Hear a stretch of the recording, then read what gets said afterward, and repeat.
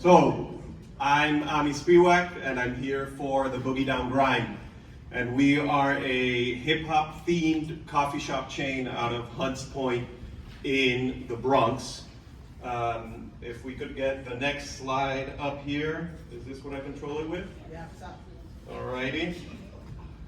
Well, let me go back. There we go. So I'm from Colombia, and the place where the greatest coffee comes from. I'm a third generation hotelier. I've made my life's mission to work in hospitality. It's what I love to do. Turned my passion into my profession.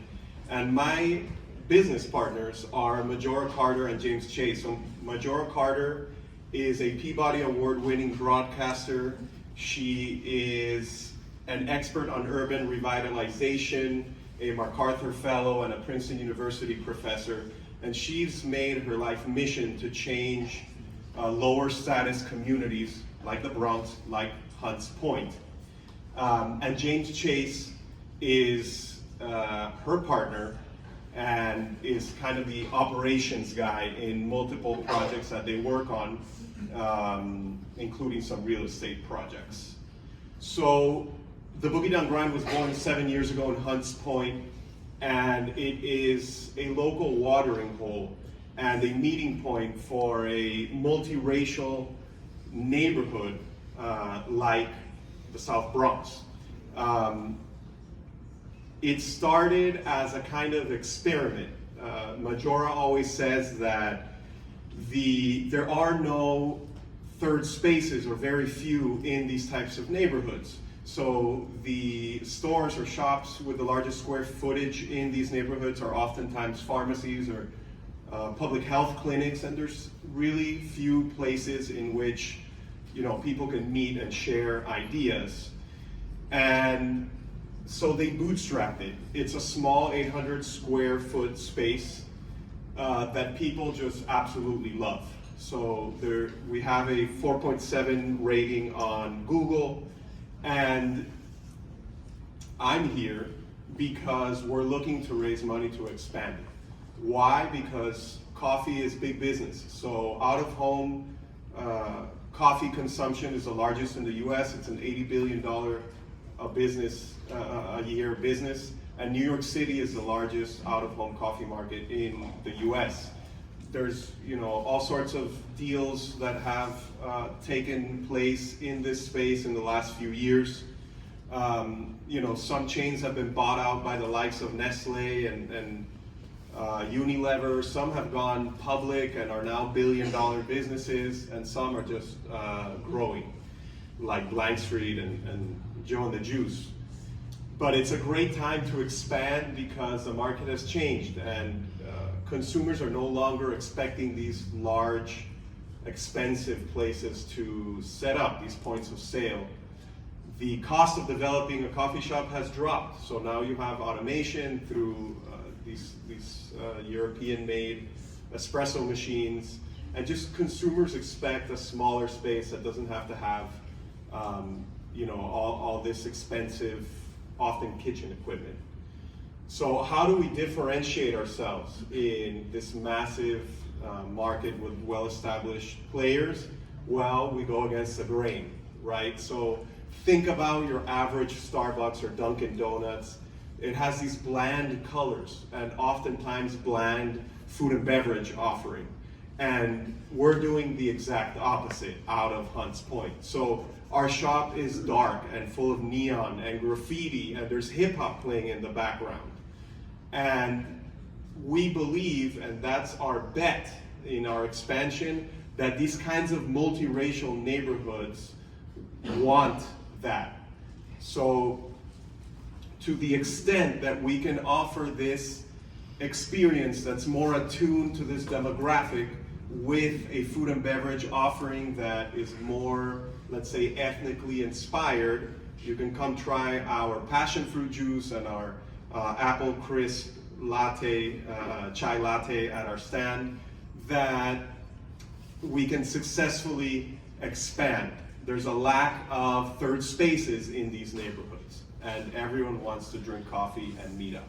We're raising money to expand from 1 to 3 locations, And we believe that long-term franchising will be the most capital efficient way to expand, but also a way to create multi-generational wealth in these neighborhoods. That is what Majora is all about, and transforming these lower status, lower and middle income communities is what we're looking to do through Delicious Coffee. Thank you.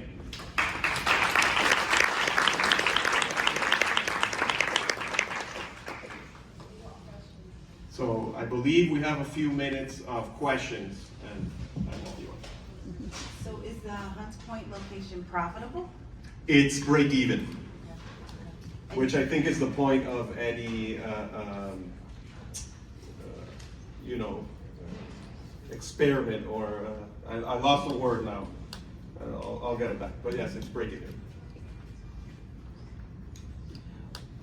Great presentation. What would store 2 and 3 look like versus store 1?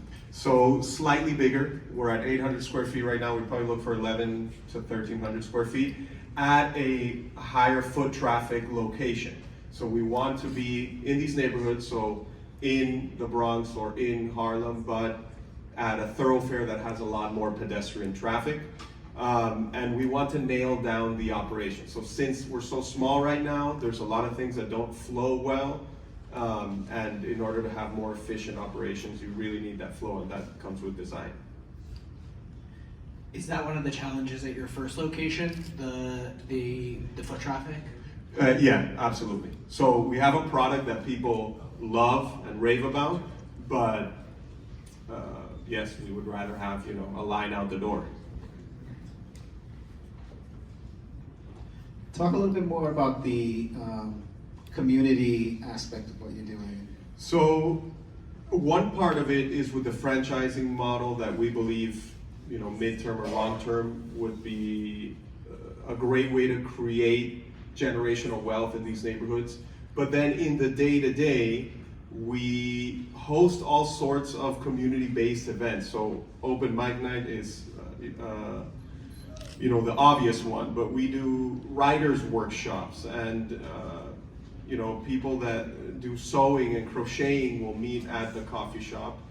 And we have a reliable program that people look forward to, that I think is integral to really making a neighborhood like Hunts Point, cool, and a place where people want to stay and not leave. So outside of playing hip hop music in the cafe, how are you connected, I guess, to the hip hop community? What other ways do you activate that?